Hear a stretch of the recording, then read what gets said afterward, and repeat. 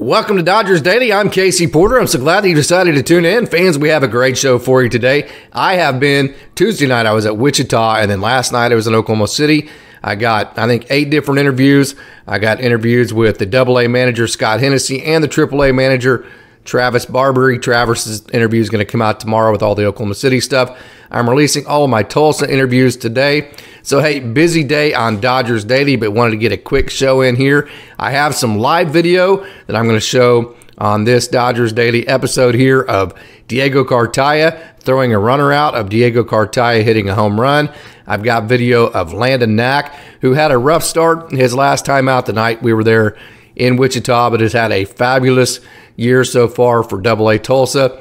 I have video of Nick Robertson and Brian Hudson, Robbieerlin, JonnyDeluca, live at bats, Yanni Hernandez's home run last night. So we're going to see all of that on this video. So it's going to be less of the kind of canned video that we normally see and the rundowns of the scores and that kind of thing. And it's going to be more of just kind of a narrative towards some live video that I took from the stadium. So, hey, I hope you enjoyed today's show. But, hey, before we get into that, just a reminder that we do now have the ability to donate to Dodgers Daily. Just scroll down to the description, and the link is right there. Just click that link. It'll take you right to the GoFundMe for Dodgers Daily. Also, if you like this video and if you like this kind of content, go ahead and click that like button, leave a comment, tell all your friends about Dodgers Daily, and share this video, then become a subscriber. After you subscribe, click that notification bell, turn on your notifications. That way, every time Dodgers Daily releases a new video, you'll be notified and you'll never miss a thing. The more that this thing gets comments, these videos, and the more interaction we have,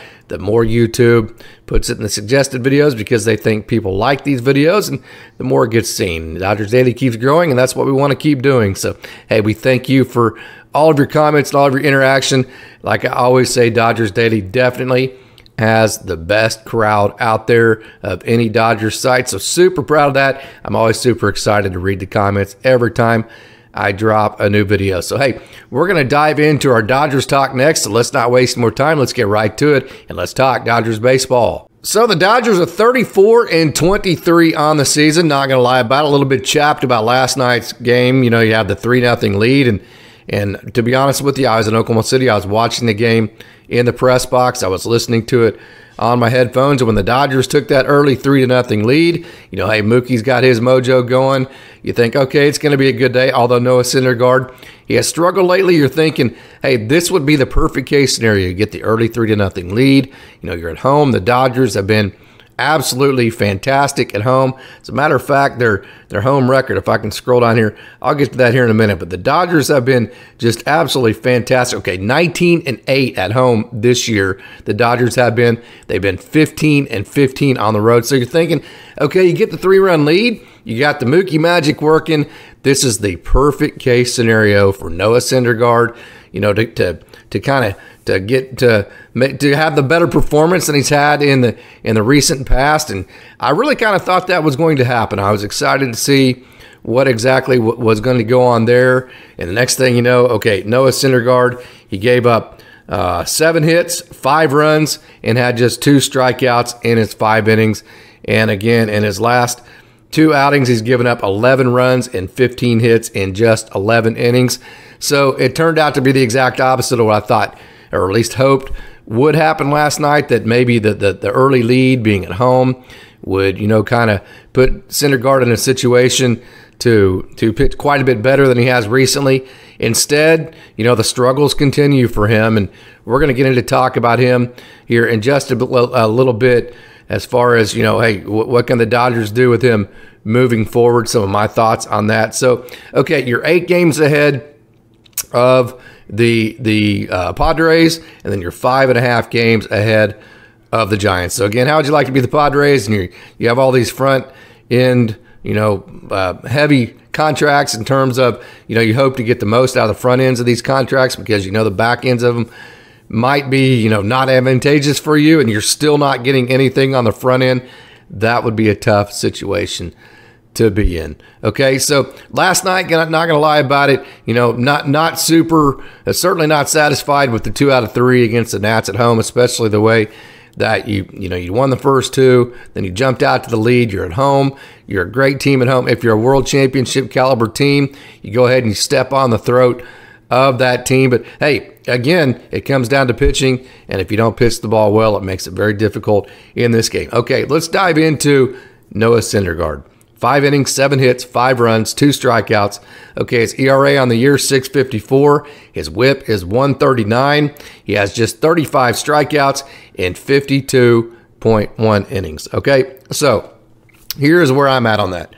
All right, the Dodgers signed him for $13 million for 1 year. Okay, he's made, over $50 million in his career. So, the Dodgers are not what I call a transactional organization, meaning, hey, what can you do for me? And then what can I do for you? That kind of deal. They are more of, they like to develop relationships. They like to kind of dive into what makes each person tick, which is why a guy like Trace Thompson, they like to bring in the really good culture guys. And then they like to stick by their guns with those guys, So they are not transactional in the sense that, hey, here's what we need you to do for us. If you don't, then we're just going to cut you. They typically don't like working on those types of premises. But having said that, no doubt about it, in my mind, Noah Syndergaard, he is a hired gun. He has a 1-year contract. It's $13 million. He has 3 different incentives for, levels of innings pitched. So the Dodgers hired him to do one job, and that is to be a veteran guy that can help at the back end of the bullpen, help the Dodgers win a World Series. If he's not doing that, it is a lose-lose situation for this organization.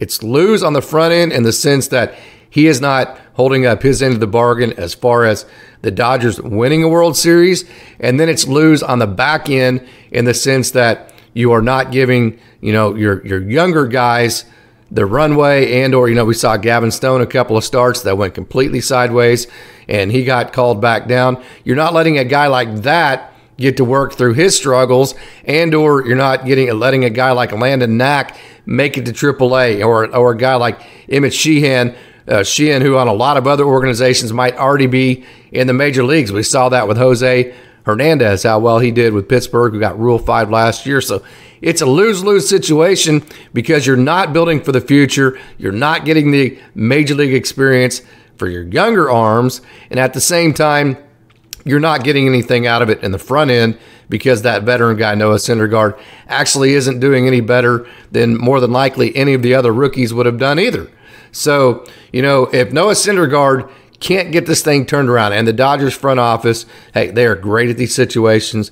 I assure you they talk about this every day. They have a plan for this, that, what they're going to do moving forward. How long will they give it? What are the parameters as far as, hey, when do we make a decision, and or what are the results we have to have, and what are the decisions we make based on the results? Do you move them to the bullpen? Hey, do you just eat the $13 million? Although it was part of the reason why you went over the cap, and you've already eaten Trevor Bauer's contract.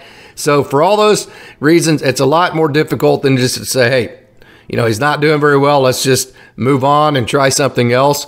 It's a lot more complicated than that, because having that big salary and then all those types of things, and they're going to give Noah Syndergaard, I should say, you would think, every chance to turn this around.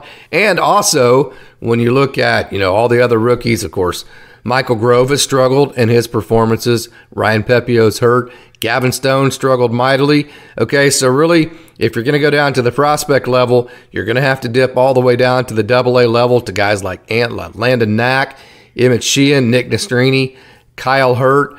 You're going to have to dip down to the AA level, which the Dodgers have done. We saw that. It's not unprecedented. They did that with Michael Grove. Michael Grove came straight from AA to the major leagues. So, hey, you're going to have to do that. So that's not something, we know the Dodgers organization, they don't want to do that. They're very careful with the way, matter of fact, in my opinion, they're way too overcautious in the sense of they don't like to see their young guys fail a whole lot at the major league level. I'm more of the one that, hey, let them go out there. As long as you give them the runway to fail and then to work through their failures. What I really don't like is what happened to Gavin Stone, where you bring a guy up, he throws on the road at Atlanta, then he throws on the road, at Tampa Bay, and then he doesn't pitch very well, and then he gets sent back down. I think that's worst case scenario, because I think if you're going to do that to a guy like Gavin Stone, you have to then on the other end give him the chance to have a couple of easier starts, okay, and some time to work through his failures. I think that's how the game of baseball sets up better. Okay, so, I think that Noah Syndergaard situation is very, very interesting. I also think the bullpen, I know it seems like I change my mind when the wind blows, and I have, honestly, because it's just, I can't figure it out. I can't figure out the bullpen. Guys like alexvesia, who went down to AAA Oklahoma City, and after giving up a grand slam in his first performance, was ridiculously good, gets called back up, and then, has the first game back where he gives up a whole lot of runs. I don't know what to think about him. I have, no opinion whatsoever. As a matter of fact, he was great last year. Okay, I saw him in Oklahoma City. He was great. Okay, and then he goes to LA, and he hasn't been great this year. Okay, so I couldn't give you an opinion on what to do or what to think about him. Bruised our Gratterall. His velo is down. Okay, so and he's kind of an up and down type of guy. I've talked in the past. I've defended him on more than one occasion. I like his stuff, and I think he does get a little bit of a hard rap from the Dodgers fans. But hey, in terms of a closer type guy, we talk about Evan Phillips, moving him around. Do you trust him in the 7th game of a World Series with a 1-run lead? Hey, those type of questions are very difficult. And, then you go to the rest. Of course, Caleb Ferguson has been very, very, very good this year. Evan Phillips is just ridiculous. But the rest of it, Phil Bickford, he's one of those guys that's kind of up and down. Do you trust him in a World Series type setting? So the bullpen, I know, like I said just a minute ago, it seems like I've changed my mind as the wind blows. And that's because I haven't figured it out. I can't figure out the bullpen. I couldn't give you a good plan moving forward as far as what to do. Part of that is because I don't know exactly who would be available. And I know trying to incorporate, relief pitchers into your staff, especially late in the season, that's usually something that is very difficult to do. So, boy, the bullpen is going to be just fascinating for me to follow all year. Okay, but the good thing about it is the offense for the Dodgers have been just absolutely fantastic this year. The Dodgers scored 6 runs. They scored in 4 different innings. They had 7 guys get hits and 4 different guys at multi-hits. You should win that game. Against the Washington Nationals, at home, you're going for a sweep. You need to win that game because you have the Yankees who are coming in. Now, I know the Yankees are 3rd in the American League East right now. Okay, but that's only because they're behind the Tampa Bay Devil Rays that we saw the other day are really, really good. And then the Baltimore Orioles have been playing great, and they have Aaron Judge. Okay, so you're in front of that Yankee series. You're going for a sweep. You just came off a long road trip where you had a losing record. You needed to win that game last night. Okay, and you score 6 runs. You got to win that game. Okay, but it's not because of the Dodgers offense. The Dodgers offense is first. Now, I'm going to look to my left so I can get these numbers correct. The Dodgers offense is first in the National League in runs scored at 319. They are first in on-base plus slugging, OPS at 790. First in walks at 245. First in home runs at 96. First in RBIs with 308, and they're second in triples with 11 and third in doubles with 108 in the National League. That's how good the Dodgers offense has been. Okay, pitching wise, all right, the pitching has been, kind of, well, it depends on whether you're at home or on the road, honestly. Okay, but something has to change moving forward with the pitching, whether it be the bullpen, starters. I think that's fair to say. You need to figure out your 4th and 5th spots. Definitely, there's just been a lot of turmoil in the staff. Okay, the Dodgers are 11th in the National League and 22nd in the major leagues in ERA at 4.46. Okay, so again, 11th in the National League, 22nd in the major league, 22nd in ERA. This is for an organization that's either been first or second in ERA for so many years, most of the years first. So to see that number, that's pretty eye-popping. Okay, so the number 1 ERA in all of major leagues in home games, though. So you're 22nd. All right, an ERA, but you're number 1 in home games. So that tells you what needs to change is how or what you're doing on the road in terms of pitching. Now, I don't know if there's any advanced analytics that could show, hey, are the moves different? Do you evaluate the matchups differently? Or is it just a rotation? Or is it just plain dumb bad luck at this point? But if you are 22nd in the major leagues in ERA at 4.46, but number 1 in ERA in all of the major leagues in home games, something is different in the road games. I couldn't tell you what it is, but it's something that I assure you the Dodgers front office, they know all these stats, and they're looking into it to figure out, how do we figure out that situation and become better in terms of pitching on the road? Because if you do, then you become quite a bit better at that point. Okay, so leave me your thoughts. What are your thoughts on alexvesia? And him getting brought back up. What are your thoughts on Brusdar Graterol, Phil Bickford?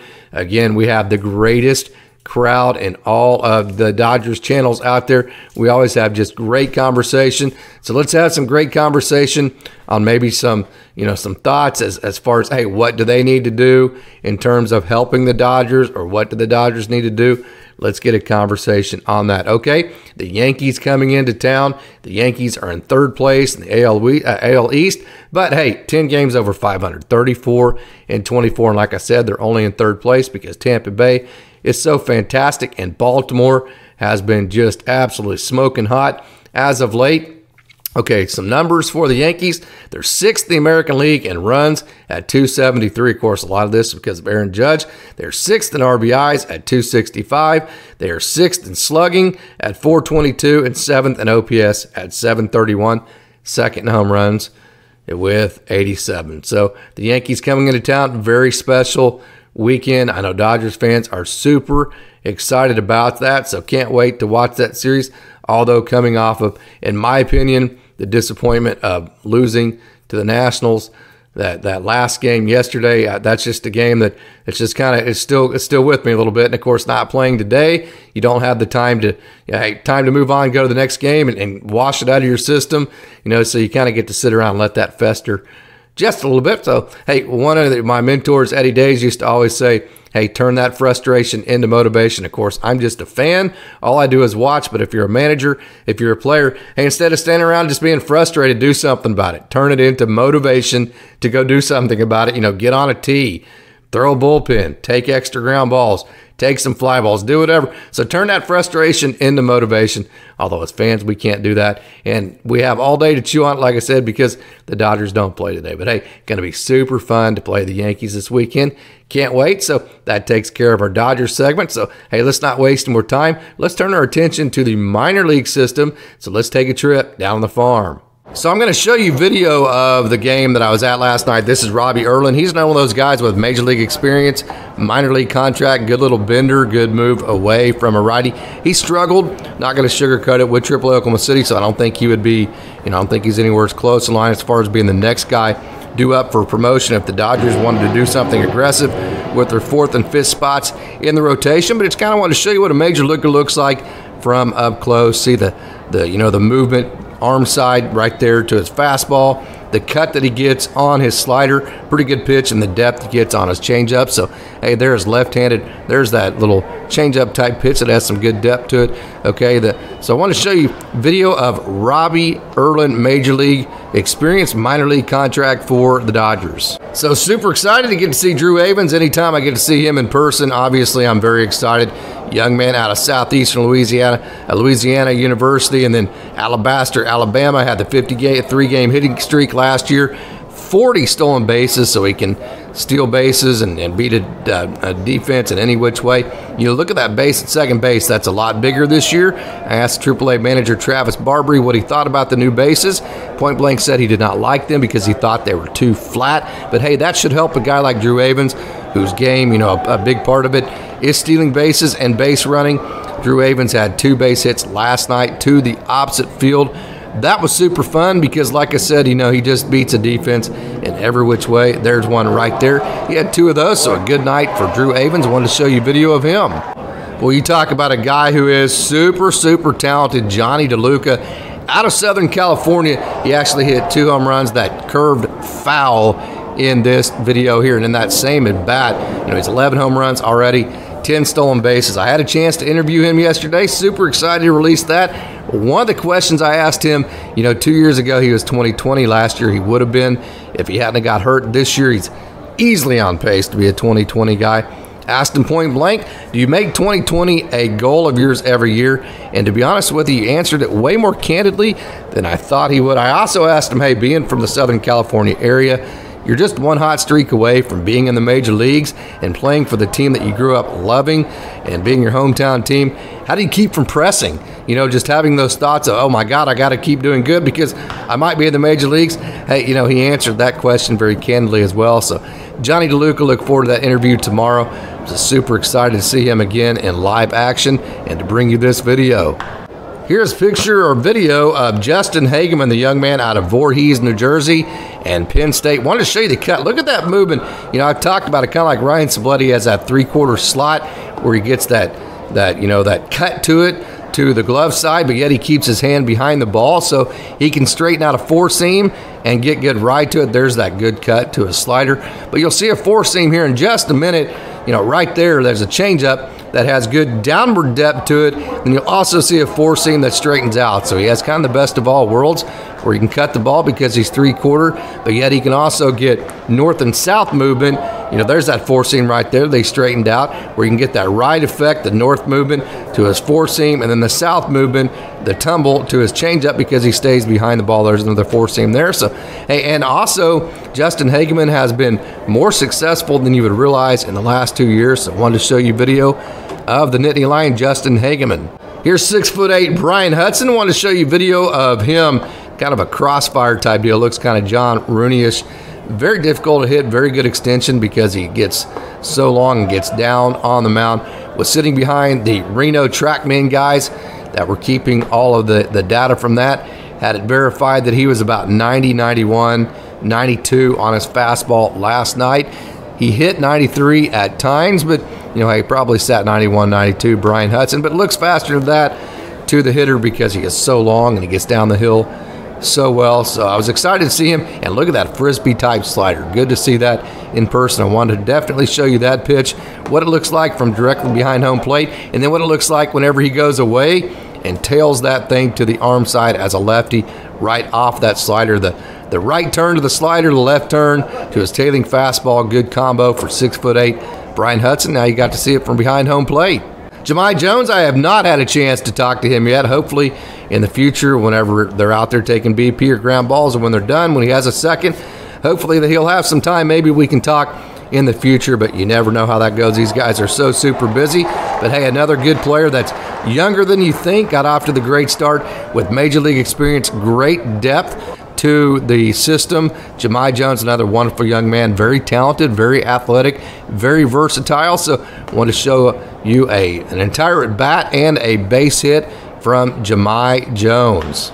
Okay, so Lukewilliams, hey, on Dodgers Daily, I've been covering these prospects for a couple of years now, and I've done over 100 interviews with either people that are in management as far as being a manager or a trainer and or players in the system. So they most of them at least know about Dodgers Daily at this point, if they see my credential or whatever, they see me.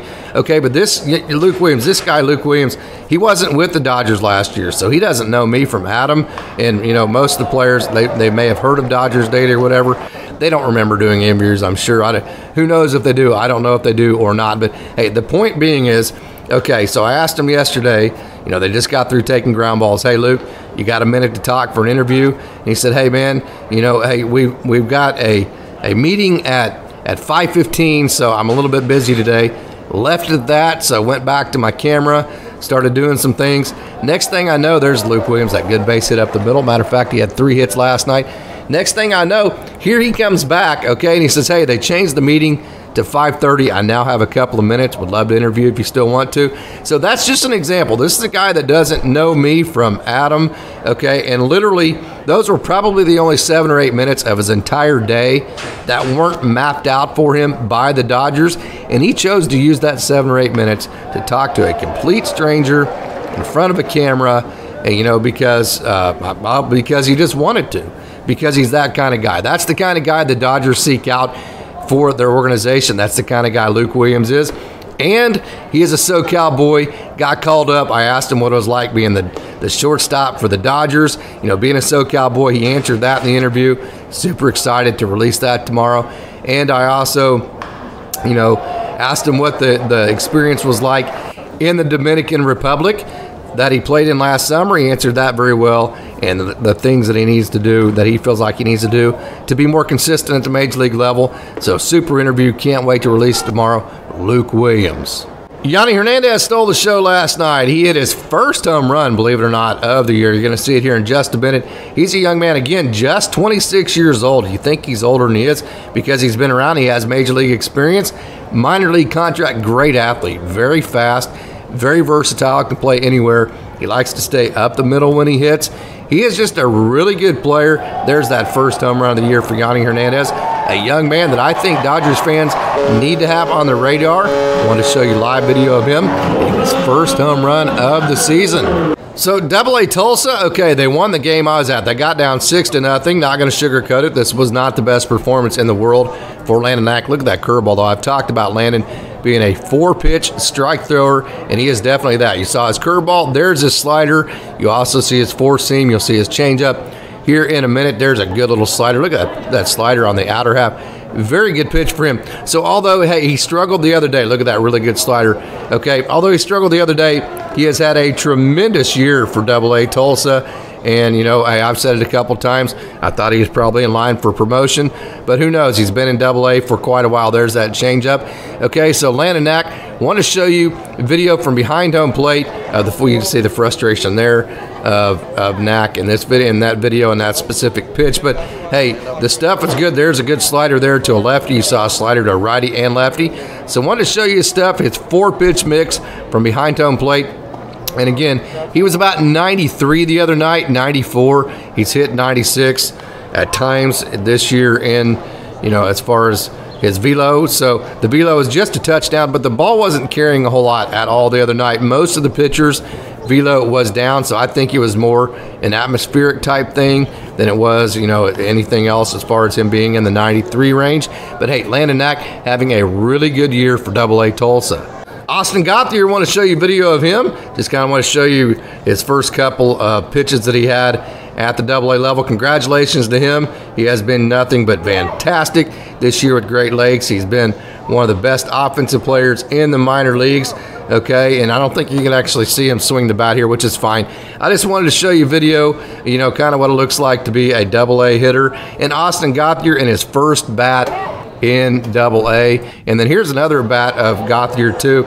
You're going to see him, you know, we saw him take a couple of pitches and then, you know, very selective. I'm going to back this up just a little bit so you can kind of see just how deep Austingauthier lets the ball get, and that allows him to be very selective, which allows him to swing at strikes way more than a lot of other guys do. So, hey, Austingauthier, congratulations and welcome to AA. All right, got a chance to talk to kodyhoese. I was super excited about that. Great conversation. Wonderful young man. He went to Tulane out of originally Griffith, Indiana. Thoroughly enjoyed getting to talk to him. So, hey, I'm going to release that video this evening, right about when I release this. So, hey, super excited to him. First thing I asked, hey, the injuries, obviously. He got off to a great start. He was a first-round draft pick in 2019. Had a good short season in 2019. Then 2020, COVID canceled the season. 2021 and 2022 have been marred by injuries. So, hey, he's looking forward to a 2023 that is injury-free so he can, like he said, just be on the field. Eventually you're going to get hot and you're going to reach, you know, the potential that you're capable of. So, hey, looking forward to a good 2023 for kodyhoese. All right, just released video of John Rooney, man. You talk about having a great year. Look at this crossfire right here. This is tough to hit. Watch this, especially as a lefty. There's his pickoff. I was super excited. Got to see John Rooney's pickoff with my own eyes. He had 18 last year. He picked off Jose Altuve earlier this year. Best pickoff move. And again, look at that crossfire, man. He steps almost all the way to first base, and the ball ends up sometimes on the outer half when he does that. Very tough to hit. very deceptive. And, you know, he talks about in his interview, he's actually changed his pitch mix. He used to be more of a north-south guy, ride the four-seam up, going north, and then tumble the change-up, you know, going down to the south. You know, instead now he's more east-west. He's more a cutter type guy, you know, and get everything to move sideways, to move away from barrels, get up on the top of barrels, that kind of thing, just to stay away from the sweet spot. And it has been fantastic for him, especially when you consider also the move to the pin, where he can max out and use that adrenaline. He's so competitive. He loves the big moments. It's been great for him. So, hey, I wanted to show you this video of John Rooney. Jorbitvivas, man, when you watch him in person, the first thing that really sticks out to him, this dude is powerful. He has a very, very, very powerful swing. Get to see it here in just a minute. Okay, and he has a good eye, man. He, you know, very fast bat, so he lets the ball get really deep, so he really tracks the ball very well. And then after he look how he tracks the ball really well right there. Then after he does that and makes good swing decisions, he puts a lot of bat speed on the ball, and it has just kind of a different sound. I mean, he has a lot of pop. So I was super excited to get to see Jorbitvivas. Here's another at bat of his. I wanted to let me rewind this. Here he goes, right here. Hear that sound? That's just a ground ball, routine ground ball, and it has a different sound to it. So Jorbitvivas, man, I love the way he lets the ball get deep. He tracks the ball very well. Then he puts a very powerful swing on the baseball once he swings. All right, so here is catcher, the Dodgers' #1 prospect, Diegocartaya. Check that out. Look at that delivery. I love that. I always talk about, hey, let me rewind that right here. Let me rewind that. Watch him take the glove to the hand, right? Well, here in just a minute, the pitch after this, he takes the glove to the hand because the hand can be in the same spot every time. It makes for a more consistent release. If you take your hand to the glove, you know, hey, the glove's going to be in a different spot every different time. So, hey, let's streamline it. Take the glove to the hand. You see the quick release, the good strong arm, and very, very accurate to Eddie's Leonard, actually. Is who you're seeing right there. It's Landonknack on the bump. Let's watch this one more time. Diegocartaya, he gets the pitch right here, takes the glove to the hand. Here we go. Right here. Glove to the hand right there. Good. And I love the way Eddie's Leonard is actually straddling the bag there. I think that makes more sense than going in front of the bag, which a lot of guys do, because then all you got to do is drop the glove right in front of the bag, the place of which the runner has to go anyways. And then also just an inning later, the next at bat, Diegocartaya does this. He hits a home run the opposite field. I know he hit another home run last night and also had a double.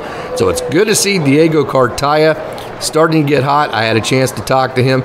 Did not interview him. I do believe I will get a chance to talk to him next time I go to Tulsa. Super excited about that. He is a big young man, wonderful young man. Did talk to him for a couple of minutes. And I was super excited to see him have a really good game and see the power that he brings. So, hey, Diegocartaya. Brandonlewis has been hot as of late. I also had a chance to talk to him about his golf game on the off day. He said, hey, my putter was okay. I think he also had the longest drive as well. This dude can absolutely hit bombs, and he can also hit the ball to the opposite field. So very, very excited about Brandonlewis. The numbers have been a little bit slow early on this year. Okay, there's a good, good look at, how, just the sound of how it sounds when it comes off his bat. And just how sweet his swing is. I always talk about, his swing is very sweet. I love watching it. So, I wanted to show you a live video of Brandonlewis.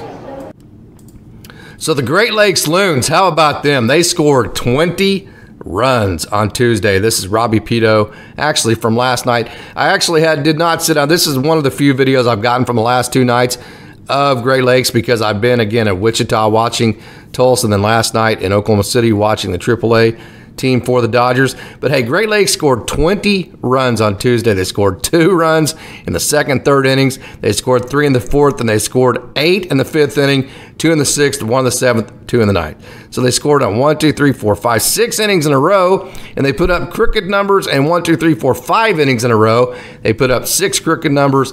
All in all, they scored 20 runs on the night. Dalton Rushing had 3 hits, including 4 RBIs. And he also, as far as home runs, Jake Vogel had a home run. He's been hitting well as of late. And Chris Newell, hey, congratulations. Welcome to High A Great Lakes to Chris Newell. He hit his 2nd home run of the year. I've been telling you that young man out of Virginia, man. He has that great combination of power and speed, kind of like we talked about with JonnyDeluca just a minute ago. So, hey, Dalton Rushing had 3 hits. His average is up to 257. His OPS is 934 on the year. Alex Freeland, I kept telling you about him. I'm just telling you, man, this young man out of UCF is a really, really talented young man. He had 3 hits, 3 RBIs, and his average is climbing just 239 on the year, so the numbers to this point don't look great. But hey, you need your 500 bats. After the 500 bats, I think Dodgers fans will realize just how good he is. Damon Keith continues with his great hitting. He has been hitting really, really good lately. He had 2 hits on Tuesday. He went 2 for 5 and a couple of RBIs as well. And then Chris Newell, we talked about him hitting his 2nd home run. He also had 2 other hits for 3 total and 5 RBIs for Chris Newell. Jake Vogel also had a home run and 2 hits. And then Bubba Allin, the 2022 B1G Big Ten Player of the Year. Bubba Allin, drafted last summer. He got 2 hits and an RBI as well. And Luis Diaz, boy, Luis Diaz is maybe the hottest hitter right now in the last week or so in all the Dodgers minor leagues. He had 3 more hits Tuesday night to move his average up to 241. He's raised his average over 100 points in the last week. So Luis Diaz has been very, very hot. Yan Castro, Franklin De La Paz, Christian Suarez, and Jack Dreyer all pitched.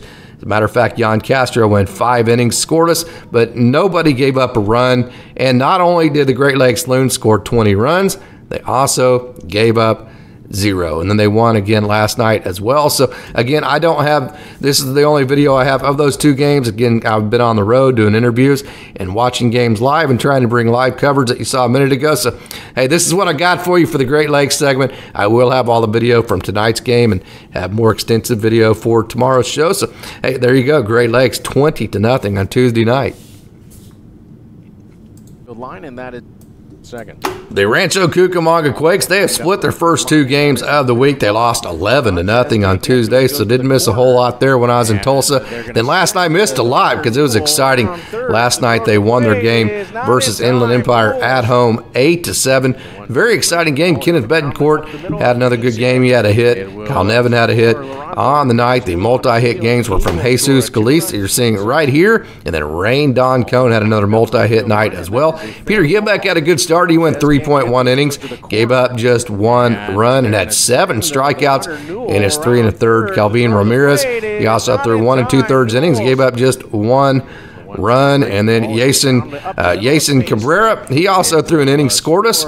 Lucas Webb came in, gave up a couple runs. Madison Jeffrey gave up a couple runs in an inning and 2/3. So, you know, there you go. There you go. That's the game for Rancho Cucamonga. Again, they don't have video anyway, so I didn't miss anything as far as getting video. Being gone the last 2 nights because they don't have video at home. So, hey, we'll have a little bit more on them tomorrow. Rancho Cucamonga, again, on the season there, 31-16.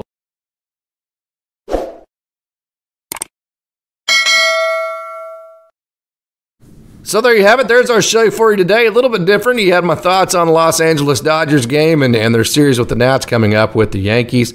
And then also some live video from the games I've been to. And then a little bit of talk on Great Lakes and Rancho. So, hey, hope you enjoyed the show. Hope you tune into tomorrow's show as well. Tomorrow we'll talk a little bit about the Dodgers and the Yankees series. Then we'll get into the video of the games tonight for the affiliates, and we'll have a good time. So hope you tune into that. Also, hey, just a reminder, if you like this video and if you'd like to help Dodgers Daily by donating, we do now have the ability to donate to the Dodgers Daily GoFundMe account. Just scroll down to the description and click the link, and it'll take you right to the Dodgers Daily GoFundMe. Also, if you like this video and if you like this kind of content, go ahead and click that like button, leave a comment, tell all your friends about Dodgers Daily, become a subscriber, and share this video. Then click that notification bell, turn on your notifications. That way, every time Dodgers Daily release a new video, you'll be notified. You'll never miss a thing. We can keep growing, which is what we want to do. We love providing these videos. Okay, thanks for tuning in, and go Dodgers.